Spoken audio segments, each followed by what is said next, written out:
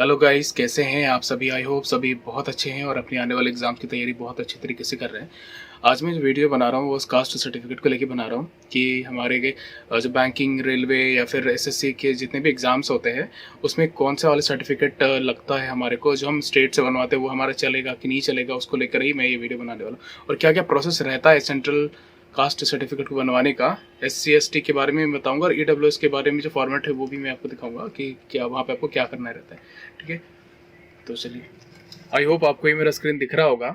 मैं जल्दी से चलता हूँ जो बिहार का RTPS का जो वेबसाइट है serviceonline.bihar.gov.in, इस पे यहाँ पे हम लॉगिन पे जाएंगे। अगर आपके पास आईडी बना हुआ है तो आप वही डाल करके लॉगिन डायरेक्टली कर पाएंगे। अगर आपके पास नहीं बना हुआ है तो नीचे देखिए साइन अप का ऑप्शन आ रहा है, यहाँ से आप साइन अप करा सकते हैं। एक बार साइन अप पे मैं एक बार दिखा देता हूँ आपको।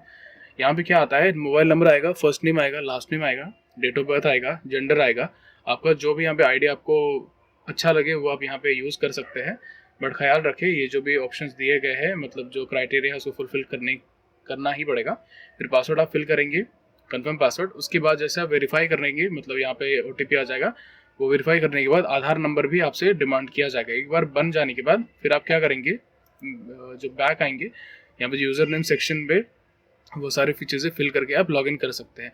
मोबाइल नंबर अगर आपने डाला है तो मोबाइल नंबर डाल करके आप लॉगिन कर सकते हैं। मैं जल्दी से इसको एक बार लॉगिन कर लेता हूँ, फिर मैं आगे का प्रोसेस बताता हूँ आपको। जैसे आप देख सकते हैं कि ये लॉगिन हो चुका है। ठीक है, तो हम यहाँ पे आएंगे व्यू ये वाले सेक्शन पे, अप्लाई फॉर सर्विसेज पे। यहाँ पे हम ऑल पे जाएंगे और ऑल पे जाने के बाद एक लिस्ट आ जाएगा जितने सारे भी डॉक्यूमेंट्स यहाँ पे बनाए जा सकते हैं वो सबको लेके। तो आपको चाहिए क्या क्या चीज़ है, आपको चाहिए कास्ट चाहिए, आपको इनकम चाहिए और आपको रेसिडेंशियल सर्टिफिकेट चाहिए। वो क्यों चाहिए तीनों चीज़ वो भी मैं बता रहा हूँ। क्या होता है कि जब भी आप DV का प्रोसेस में आप जाएंगे तो आपको कास्ट सर्टिफिकेट, मतलब जो सेंट्रल वाला है, वो देना होता है। ठीक है, और वो बनेगा कैसे, वो बनेगा जब तक आपका स्टेट वाला बनेगा तभी जा करके ही वो सेंट्रल वाला जो फॉर्मेट होता है उसमें साइन होगा। ठीक है, ये सेंट्रल वाला फॉर्मेट मैं दिखा दे रहा हूँ जल्दी से। ये भी इधर ये SC ST का फॉर्मेट है। हाँ, ये रहा।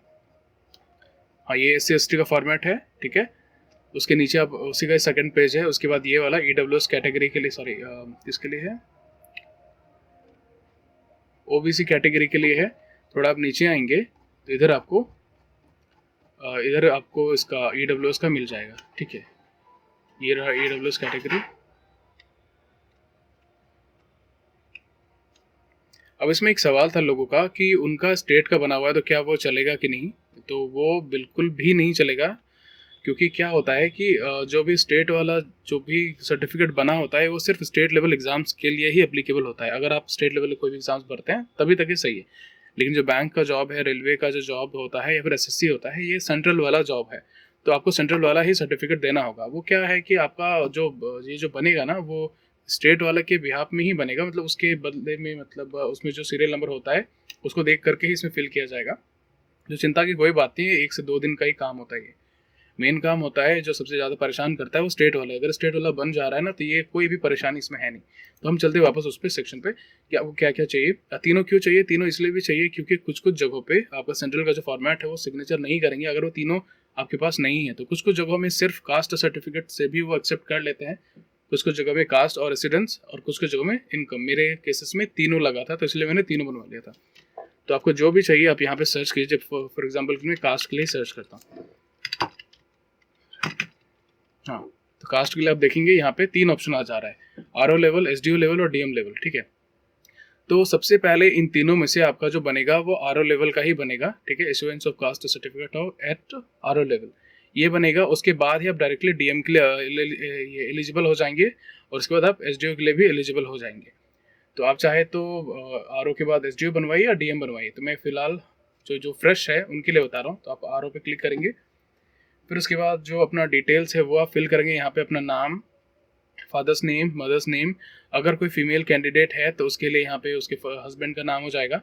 आप यहाँ पे फीमेल सेलेक्ट करेंगे। ये वाला जो क्या है सैल्यूटेशन में, इसमें कुछ भी फिल करने की ज़रूरत नहीं है। जैसे ही आप अगर यहाँ पे नाम फिल करेंगे और स्पेस प्रेस करेंगे तो यहाँ पे ऑटोमेटिकली हिंदी में चीज़ें कन्वर्ट हो जाएगा।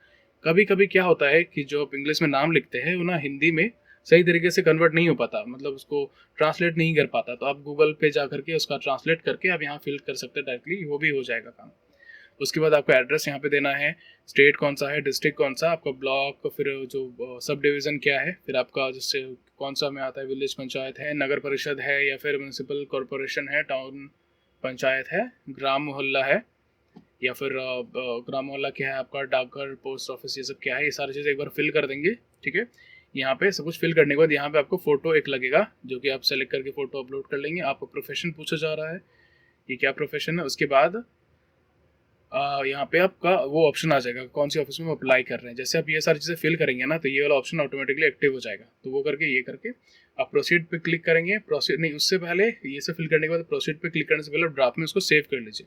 ड्राफ्ट में एक बार सेव कीजिए। उसके बाद जो भी डॉक्यूमेंट्स आप जल्दी अगर आपको चाहिए काम, जल्दी अगर आपको काम कराना है, मैं उसके हिसाब से बता रहा हूँ कि एक बार यहाँ पे ड्राफ्ट में सेव करेंगे, उसका नेक्स्ट अटैच एनेक्सेशन का ऑप्शन आएगा। तो जो भी डॉक्यूमेंट्स आपको चाहिए वो आप अपलोड कर दीजिए वहाँ पे। अगर आपका जहाँ से कास्ट सर्टिफिकेट आपको बनवाना है, अगर आधार कार्ड में भी सेम एड्रेस अगर है आपके पास, तो कोई परेशानी की बात नहीं है। लेकिन अगर सेम एड्रेस नहीं है, तब तो आपको थोड़ा परेशानी करना पड़ सकता है, परेशान होना पड़ सकता है, क्योंकि जल्दी नहीं बनता है, प्रॉब्लम करते हैं अभी के टाइम में। पहले तो इजीली बन जाता था, अभी थोड़ा परेशानी होता है। तो जैसे आप ड्राफ्ट में सेव करेंगे, उसके बाद अटैच एनेक्सेशन आएगा, उसका जो भी डॉक्यूमेंट्स आप उसका PDF बना लीजिए, उसको अपलोड कीजिए। अपलोड करने के बाद अगर आपको जल्दी काम कराना है तो सेम डॉक्यूमेंट्स जो आपने अपलोड किया है वही लेकर के आप काउंटर पे जाइए। फिर आप उनसे रिक्वेस्ट कीजिए, या फिर आप जैसे आप मैनेज कर सकते हैं, आप मैनेज करके फिर उनसे काम करा लीजिए। एक बार वो हो जाएगा तो जो भी आपका गिवन टाइम होगा, वो गिवन टाइम के बाद वो डॉक्यूमेंट्स रेडी हो जाएगा। तो मैं अपना डॉक्यूमेंट्स एक बार दिखा लेता हूँ कि मेरा कैसा बना था। ठीक है, तो एक बार जब मैंने बनवाया था, ये RO लेवल का है, आप यहाँ पे देख सकते हैं, इनका नाम भी होगा सिग्नेचर रेवेन्यू ऑफिसर। ये RO लेवल का कास्ट सर्टिफिकेट है मेरा, जो कि मैंने पिछले ईयर के नवंबर मंथ में। ठीक है, ये ऐसा ही फॉर्मेट होता है। उसके बाद ये बनवाने के बाद मैंने SDO का भी बनवाया था। तो SDO के लिए अलग नहीं होता है, वो क्या होगा, जब आपका RO लेवल का बन जाएगा ना, तो ऑनलाइन में ही आपका डाउनलोड का ऑप्शन आ जाएगा। मैं बिहार का बता रहा हूँ, दूसरे स्टेट में थोड़ा अलग हो सकता है, लेकिन चीज़ें वैसे ही है कि एक बनने के बाद सेकंड प्रोसेस स्टार्ट होता है। ठीक है, तो आप ऑनलाइन वाला जो ऑप्शन होगा ना यहाँ पे, जो सर्विस online.bihar.gov.in पे, तो उसमें ही एक डाउनलोड का ऑप्शन आ जाता है। आप थोड़ा पीछे जाएंगे, यहाँ पे मैं दिखाता हूँ आपको, ये वाला वेबसाइट आप थोड़ा जाएंगे तो यहाँ पे ना आपको डाउनलोड का भी ऑप्शन आ जाएगा। यहीं कहीं डाउनलोड का ऑप्शन होता है, या इधर ही कहीं, हाँ, ये डाउनलोड सर्टिफिकेट, ये डाउनलोड सर्टिफिकेट में डालेंगे। तो उसके बाद जो भी आपका जो सीरियल नंबर है ना, जैसे कि ये वाला कहाँ गया, ये वाला जो सीरियल नंबर आता है, ये वाला, इसको आप कॉपी करेंगे, यहाँ पे डालिए, यहाँ पे इस जगह पे। उसके बाद अपना नेम डाउनलोड कर सकते हैं इजीली। ठीक है, तो एक बार ये बन जाए, फिर उसके बाद SDO का आप अप्लाई कीजिए। डाउनलोड करके वाला PDF ही अपलोड करना होता है उस वक्त, ये करेंगे। उसके बाद फिर हो गया, SDO तक का ही काम चल जाता। फिर फिलहाल के लिए मैंने DM तक का बनवा लिया था। तो अब देख सकते हैं तीनों का डेट अलग अलग है, और तीनों का सीरियल नंबर अलग होता है, और तीनों के ही सिग्नेचर यहाँ पे, रेवेन्यू ऑफिसर के भी सिग्नेचर है यहाँ पे। उसके बाद सब डिवीज़न ऑफिसर के भी सिग्नेचर है, और डिस्ट्रिक्ट मजिस्ट्रेट का भी सिग्नेचर है। तो मैंने रेसिडेंस भी वैसे ही तीनों का ही बनवाया था, क्योंकि मेरे पास टाइम था, तो मैंने तीनों का ही बनवा लिया था। ठीक है, इनकम का भी वैसे ही, क्योंकि कुछ कुछ जगहों में बिना इनकम के भी, मतलब जब आप सेंट्रल का सिग्नेचर कराएंगे ना, तीनों डॉक्यूमेंट्स लेंगे, बिना इनकम या बिना रेसिडेंस के वो साइन नहीं करते हैं। तो मुझे इसीलिए तीनों ही बनवा लेना पड़ा था। ठीक है, अब ये तीनों बनने के बाद का प्रोसेस क्या होता है कि इन तीनों का एक एक कॉपी, इसका सिंगल कॉपी प्रिंट आउट कर लीजिए। उसका जो सेंट्रल वाला जो फॉर्मेट है आपका, ये सारा फॉर्मेट, उसको आप वो करा लीजिए, उसका प्रिंट आउट निकाल लीजिए। प्रिंट आउट निकालने के बाद इसको फिल कर लीजिए सही तरीके से, एकदम साफ सुथरे शब्दों में फिल कीजिए। सारे अपर केस में ही ट्राई कीजिएगा, क्योंकि लोअर केस में गलती होने के चांसेस ज़्यादा रहते हैं। तो एक बार वो हो जाए तो उसके बाद आप क्या कीजिए, उसका प्रिंट आउट करा लीजिए सिंगल कॉपी, मतलब एक ओरिजिनल जो कि आपको मिल जाएगा, और जो कॉपी होगा जो कि ऑफिस में जमा हो जाएगा। और उस जो कॉपी में होगा क्या कि सबसे पहले आपका एप्लीकेशन, जो आपको सिग्नेचर चाहिए उसके बारे में आप लिखेंगे, और क्या कारण है कि आपको उसमें सिग्नेचर चाहिए वो आप एप्लीकेशन पे लिखेंगे। उसके नीचे जो ये फॉर्मेट है जिसमें आपने हैंड रिटन फिल, वो आप अटैच कीजिएगा। उसके नीचे जो जेरोक्स वाला जो पेज जो होगा पार्ट, वो आप उसको नीचे अटैच कीजिएगा। उसके नीचे बाकी जो डॉक्यूमेंट्स, रिक्वायर्ड डॉक्यूमेंट्स है, मतलब कि आपका स्टेट वाला वो, अगर उसके बाद अगर वो रेसिडेंस का अगर वो डिमांड करते हैं तो रेसिडेंस भी दीजिए, इनकम भी दीजिए।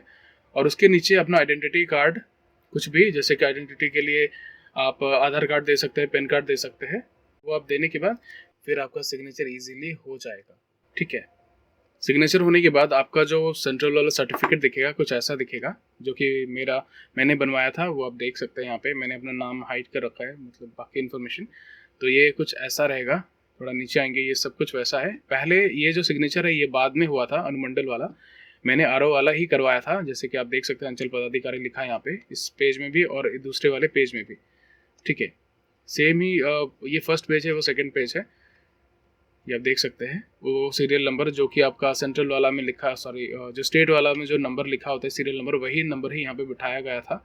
ठीक है, तो ये लेकर के मैं इंटरव्यू के दिन गया था। मुझे भी वही लगा था, जैसे कि यहाँ साफ लिखा गया है ना कि आपको मिनिमम तहसीलदार से कराना है। यहाँ पे आप देख सकते हैं revenue officer not below the rank of tahsildar. तो ये सोच करके ही मैं उनसे ही करा के गया था सिर्फ। और जब मैं वहाँ पे गया और जब डीवी का जो भी प्रोसेस हो रहा था, तब मेरे को कहा गया कि वो जो एसडीओ वाला है वो कहाँ है। मैंने तो उनसे कहा कि सर वैसा तो कुछ लिखा नहीं था वहाँ पे तो मिनिमम तहसीलदार या रेवेन्यू ऑफिसर भी लिखा था, तो मैंने उसी हिसाब से करा लिया। तो उन्होंने बोला कि नहीं, ये नहीं चलेगा, फिलहाल के लिए मैं अप्रूव कर दे रहा हूँ, तो आप एप्लीकेशन लिखिए कि आप जो at a time of joining आप उसको प्रोड्यूस करेंगे। तो मैंने एप्लीकेशन लिखा, उसके बाद तब जाकर उन्होंने अलाउ किया। तो इसीलिए ही मैं आपको बता रहा हूँ कि आप आरओ यहाँ पे भले लिखा हुआ हो, लेकिन आपको एसडीओ का लगेगा ही, क्योंकि अगर मान लीजिए वो तो थोड़े हेल्पफुल थे इसलिए मेरे को अलाउ कर दिया। आपके वाले में हो सकता है कि अगर वैसा ना हो तो परेशानी हो सकती है आपको। ज़्यादातर केसेस में ऐसा नहीं होता है, लेकिन फिर आप रिस्क क्यों ही लेंगे अगर आपके पास टाइम है तो। ठीक है, तो एक बार वो ये बन जाएगा फॉर्मेट, फिर सेम ही आप एप्लीकेशन लिख करके बाकी जो भी कॉपी है उसका फोटोकॉपी ले करके, जो इसका भी मैंने बताया उसको भी ले करके आप जाएंगे, नीचे वो साइन कर देंगे। ठीक है, ये एक बार साइन हो जाए तो आपका जो सेंट्रल वाला सर्टिफिकेट है, कास्ट सर्टिफिकेट या फिर रिजर्व कैटेगरी वाला सर्टिफिकेट जैसे EWS आपका एकदम रेडी हो जाएगा। आई होप ये वीडियो आपको इन्फॉर्मेटिव लगा होगा। अगर वीडियो पसंद आए तो लाइक कीजिए, चैनल को सब्सक्राइब कीजिए। मैं जल्दी ही किसी नई टॉपिक के साथ आपसे मुलाकात करता हूँ।